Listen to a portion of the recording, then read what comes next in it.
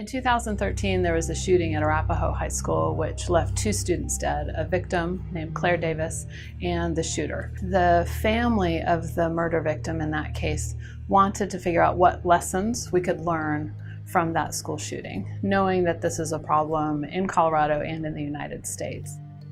There were 3 major findings that came from the larger study. One was related to information sharing, and that's where we've done the most work recently.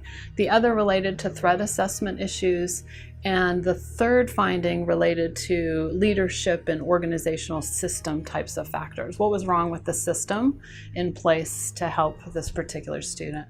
The 2013 shooting at Arapahoe High School was breaking some new ground in our understanding of school violence for a couple of reasons. One, in that particular case, the school staff knew that there were problems with the student, and they took the right step to conduct a threat assessment. That was definitely the right thing to do at the time. Where there were some challenges in that particular case were related to the follow-up support that the student received, and even the level of detail that the threat assessment process went into with that student. If schools do not have what we call a safe and positive climate, you will not have a system in place that allows students to feel comfortable coming forward to express concern about a classmate. And some researchers have described that as the code of silence. If your school has what was found at Columbine to have a code of silence, peers are not going to tattle on their classmate because they're worried that that'll come back on them. 93% of the school attacks studied by the Secret Service and the Department of Education from 1974 to 2000, the attacker planned the attack in the weeks and months prior to the event.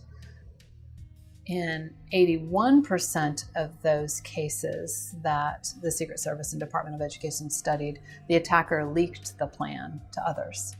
And those 2 major findings to come from that study are really what prompted the use of threat assessment procedures. The recognition that there are opportunities to know that something is going to happen, and thus an opportunity to intervene. I feel a lot of optimism that our report yielded such concrete information on what we could do better to prevent school violence.